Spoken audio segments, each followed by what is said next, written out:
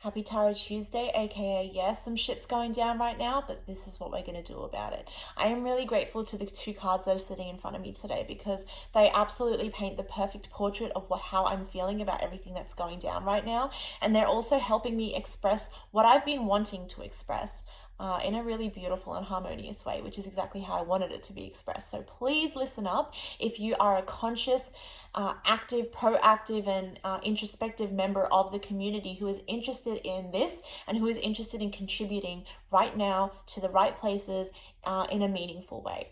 The card that I have for the energy that is coming our way, that is sweeping through our world, through the cosmos, our society, our global circumstance, and our personal lives is Death.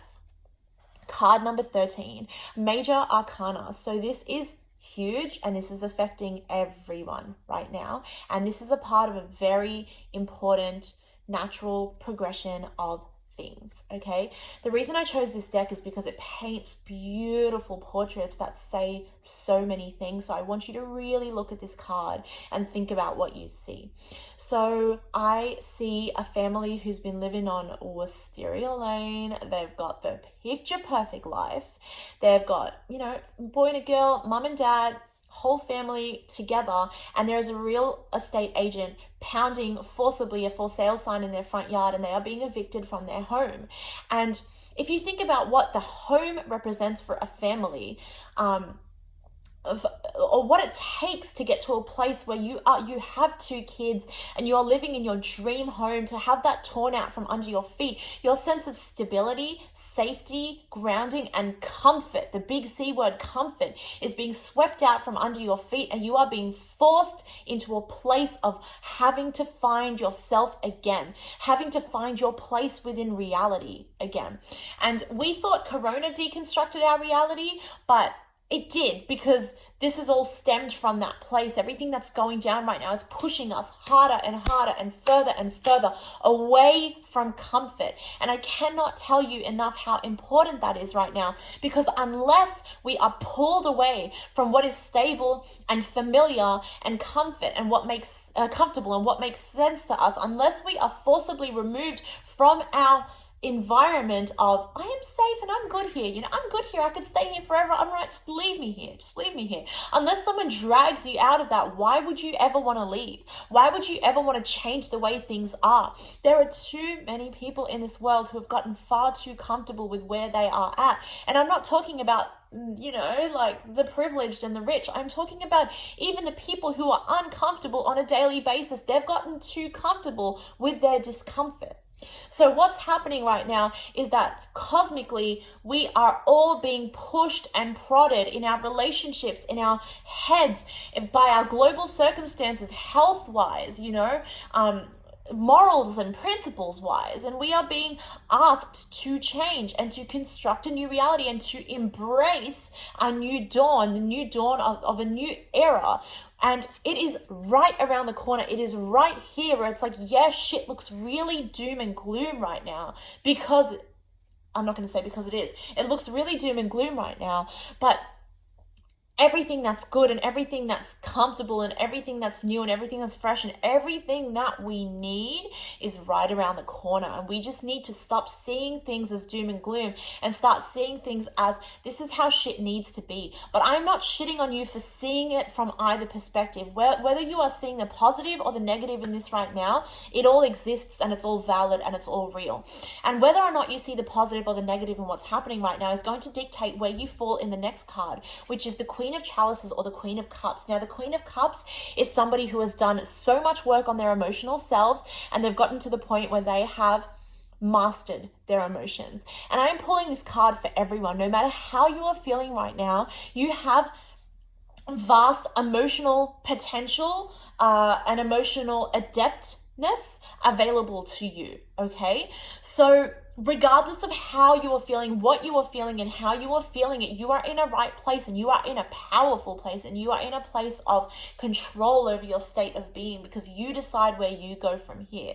Let's dig a little bit deeper. Now, I love that the Queen is represented by this guy right here, because we are all being asked to dip into that feminine, intuitive, receptive energy where it's like, yeah, I know I think that one way, but what am I feeling?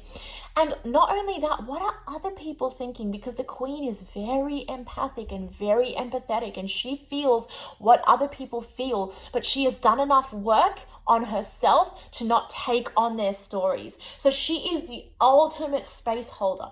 So if you are someone who understands that we are going through this death and rebirth cycle of life, if you are somebody who has been sitting really comfortably within that, and by comfortably I mean comfortably within the discomfort, if you are in that place of I understand, I see from above, then be the queen right now. Look out into your community. Who is this? Who needs support right now? Who is most deeply and intensely affected by global circumstance? Who in your community needs your help? Who needs your support? Who needs to have space held for them? Instead of, I know a lot of people are really struggling with where they slot into this equation, and how can I show up, and how can I be better, and how can I initiate change? Let me tell you, the way that you do that is by opening your heart, getting down on someone's level, looking out to who is most deeply affected, and letting them speak and letting them feel, and shutting the fuck up and feeling with them and processing emotion with them, and letting yourself be affected by what someone else is feeling, and just being there. And that's it. And just sitting with it, you know. And if you are this person right here where you have no capacity to hold space for anyone else right now, because you are overwhelmed by the confusion and the anger and the hurt and the betrayal and the guilt and the shame and all of that type of shit, fucking feel it. Feel it, my friend. But I want you to reach out to the Queen of Cups that is around you and let yourself be held by her. Let yourself be held by them. Let yourself have space created and held for you. We need to come together and hold each other in a really sort of quiet and intimate way.